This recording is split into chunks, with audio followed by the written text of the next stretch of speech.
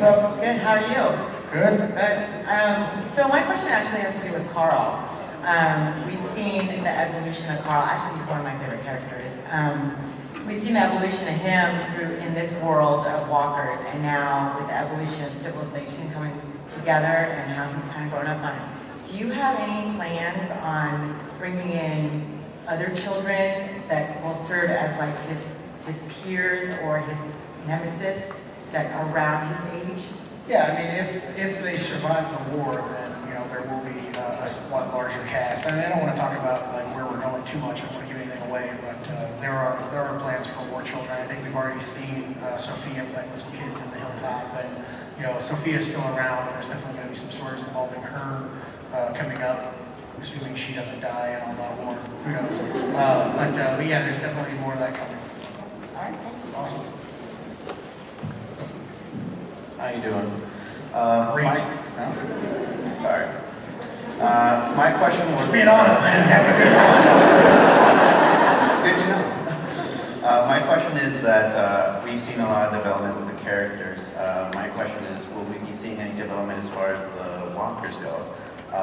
Because they have been this constant threat, but will they evolve as well, or are they going to be the same walkers and we're just dealing with the people's evolution as far as their emotions, their civilization and whatnot? Do they stay the same?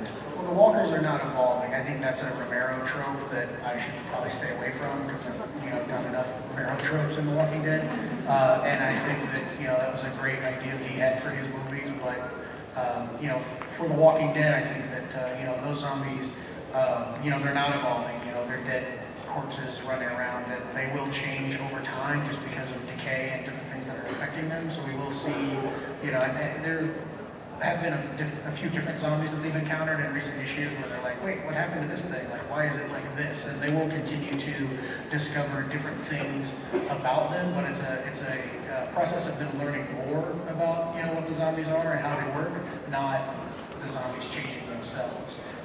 So yeah, does that answer your question? Yes, it does. Thank you. All right, I didn't make a joke at all during that. Hi, I was just wondering, working with the television show, has it inspired or altered any of your plot lines in the books themselves? No, it hasn't. I mean, most of the things that come up in the television show are dealing with adapting things far in the past. And so there hasn't really been a time where I've been in the writer's room and I've been like, ooh, that's cool, I can do that in a comic. I'm really fortunate in that The Walking Dead changes so much over time that the comic book is vastly different from the show, so that, even if I'm writing the same characters, the Rick Grimes that I'm writing in The Walking Dead comic right now is still very different from the Rick Grimes in the show, and the things that he does in the show just wouldn't translate to who he is now in the comic, and so it's very easy to, not be inspired or affected in any way by the existence of the show, which is important to me because I feel like the show existed for a very long time, or the comic existed a very long time before the show did, and I don't want the existence of the show to change, how the stories are told in the comic or how the comic is, just because I feel like, I want it to be consistent throughout its run, and I don't want to feel like, having the show change anything, if that makes sense. Yeah, thank you so much. Hi, my name's Stefano, and I was just wondering if the Tiger's going to get some action in the upcoming war, how's he going to be able to distinguish between the good guys and the bad guys? Well, maybe that's the thing. I mean, it would be very difficult for a tiger to do that, wouldn't it? Assuming he attacks Rick, or might want to keep him on his leash. The tiger's going to be a problem. Yeah. It looks cool, though. Hello, Robert. Hello. It was nice slapping soap on you last year at the Walking Dead scene. Did you say slapping soap on you? Oh, that's right. Yeah, she had like soap on you. Yeah, I remember that now. Yeah, Everyone else in the audience is like, what? That's how you infect him as a zombie. You slap the rodents. Don't go into it. Don't ruin it. Well, my question, how many times have you stopped yourself from radically altering the course of the story for the past 10 years? How many times have you just woken up and say, I'm going to kill Rick Grimes today. I'm just going to nuke everything. I'm just going to burn this whole thing down. How many times have you done that and just stopped yourself? Probably far too often. But, more specifically, what change were you going to make that you just, at the last minute, were like, I can't do that? I can't say because I might still do it. No, I don't know. I think the best example of that, and this is a little bit pre-issue 100, but I am going to spoil something. So if you want to like plug your ears for a minute, I'll do this when I'm done talking. The Abraham death. I don't like it when people ask a question and then they sit down, and so now I'm just looking at a mic stand as if I'm answering the next question. Like, he went over. I don't know where you went. That's cool. I don't know what he said. Anyway, Abraham's death was something that wasn't planned, and I wrote the end of that issue where he and Eugene are walking along, and Eugene's like, "I've got you to keep me safe." And what was originally supposed to happen was that Dwight was going to attack, and they were going to have like a tussle. A tussle? I don't often get to use that word. And Abraham was going to survive, and they were just going to like run back to the whatever place they live in, Alexandria or whatever, and they were going to be fine, and then the story was going to continue. And I started plotting that issue after I finished one before it, and I was like, this is bullshit. Like, there's no way they would get out of this, and so that's why Abraham dies on the second page of that comic. I thought it was really cool to like come back after that, and and it's like, oh, that guy's dead. And I had a lot of plans for Abraham, and now I can't do them.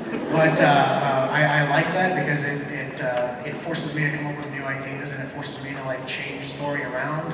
And I like that it mirrors life, and that people don't often die at times when it is convenient, and it does wreck things, and I think that it makes it look more spontaneous and cool. And now I feel like I'm rambling, so thank you very much, and I'm done talking about that spoilery thing. All right, how's it going? Good, you? I'm good. All right.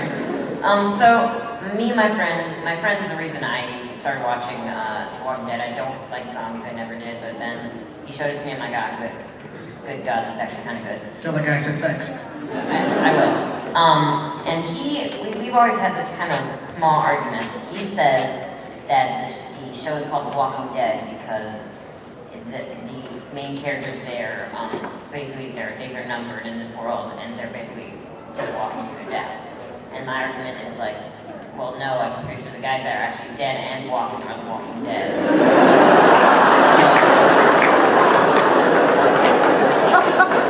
I'm just curious about your input. Your friend is right. My friend is right? No, it's whatever you want to think. I mean, I like to keep it open. It is kind of a fun like play on words. Maybe it was originally meant to be about the zombies, and then it is kind of about the characters because to a certain extent, everyone in the book is fated to die at some point, so they are just The Walking Dead. But I'm not like hoity-toity or artsy-fartsy, and so it's whatever you want it to be. I don't really care. So you can tell your friend that you were absolutely right, that he's dead.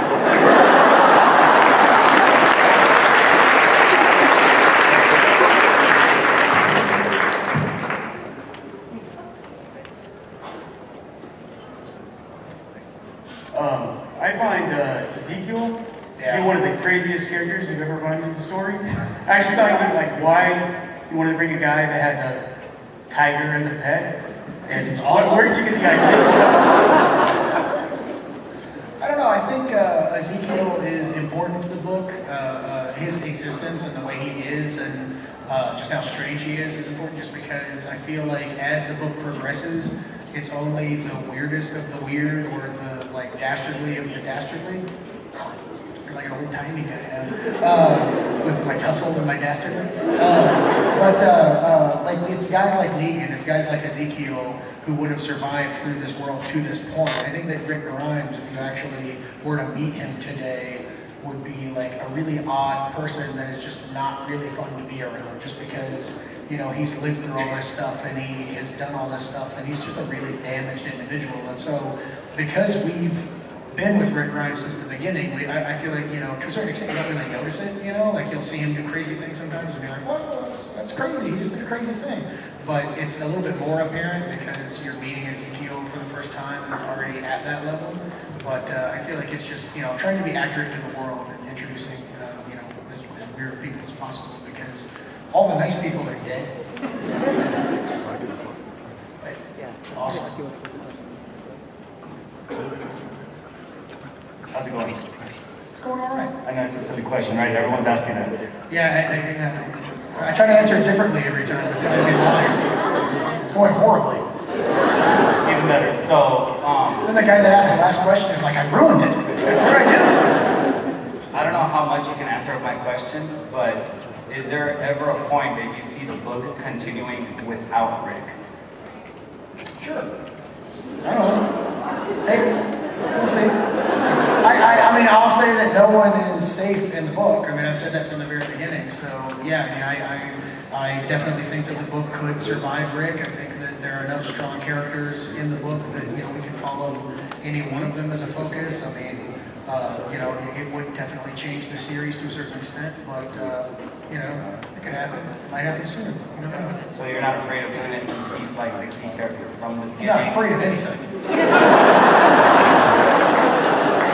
Thank you so much. Except for ghosts. Stuff is creepy. And birds. This is all true, by the way. What's up? What's cracking, Robert? How you doing, man? What is cracking? Oh, well, It's my man. Way to change it up. got to switch it. My Nice. question is, what's up, man? You ever gonna bring the Vatos back or what? Maybe. You never know. I gotta take a chance, you know? Nah, it's good to see you, though, bro. Cool. Yeah, there was Vato stuff in the season premiere of season 2. Season 2 that got cut. I know I saw that with the Indians or whatever. So they're dead. So you know they're dead. Yeah. They're all dead. No, but we come back from Boston, man. We're from LA.